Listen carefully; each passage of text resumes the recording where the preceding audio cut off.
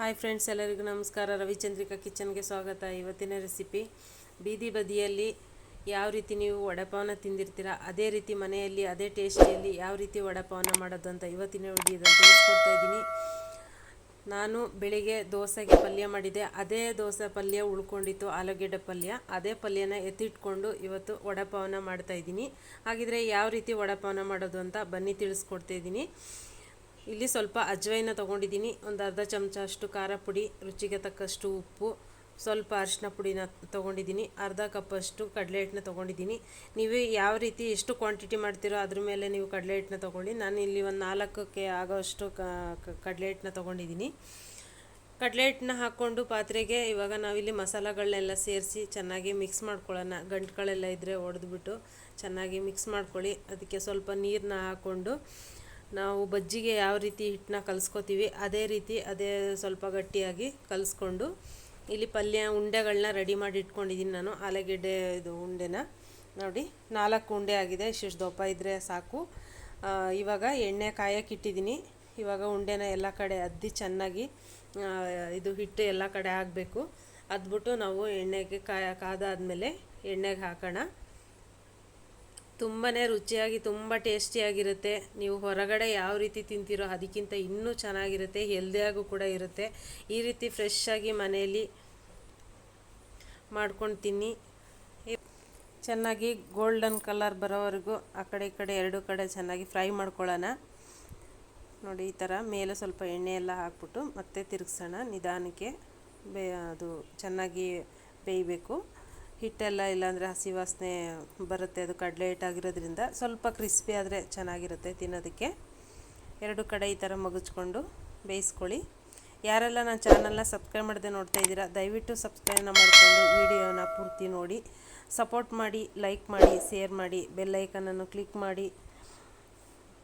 ಈ ಥರ ಮಗ್ಚ ಹಾಕ್ಕೊಳ್ಳಿ. ಸ್ವಲ್ಪ ಅದು ತಳ ಹಿಡ್ಕೊಂಡ್ಬಿಡುತ್ತೆ.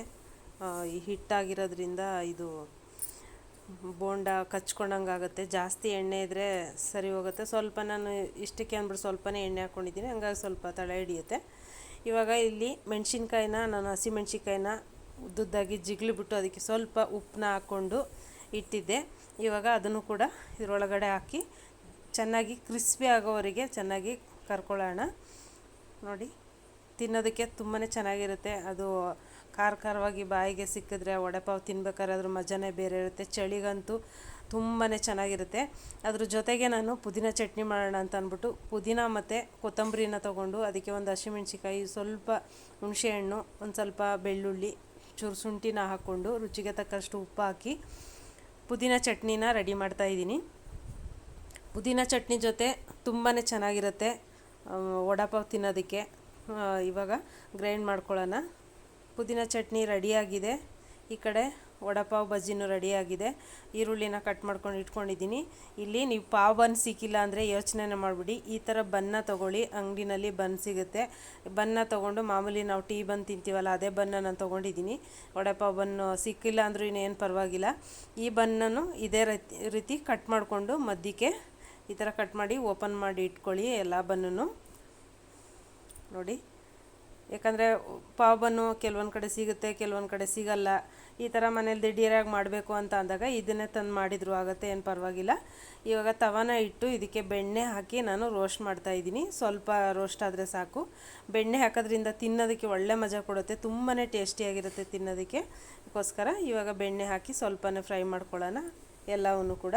ನೀವು ಎಷ್ಟು ಮಾಡ್ಕೋತೀರೋ ಮನೇಲಿ ಅದ್ರ ಮೇಲೆ ಡಿಪೆಂಡು. ನೀವು ಎಷ್ಟು ಜನಕ್ಕೆ ಇರ್ತಾರೆ ಅಷ್ಟು ಜನಕ್ಕೆ. ನಾನಿಲ್ಲಿ 4 ಅಷ್ಟೇ ಮಾಡಿರೋದು.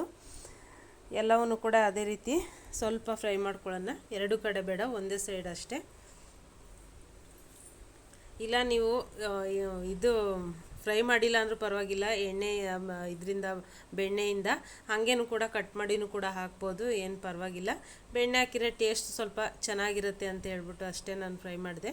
ಇವಾಗ ಪುದೀನ ಚಟ್ನಿನ ಹಾಕ್ಬಿಟ್ಟು ಅದ್ರ ಮೇಲೆ ಈರುಳ್ಳಿನ ಹಾಕಿ ನಾವು ಆಲೂ ಬೋಂಡನ ಹಾಕೋಣ.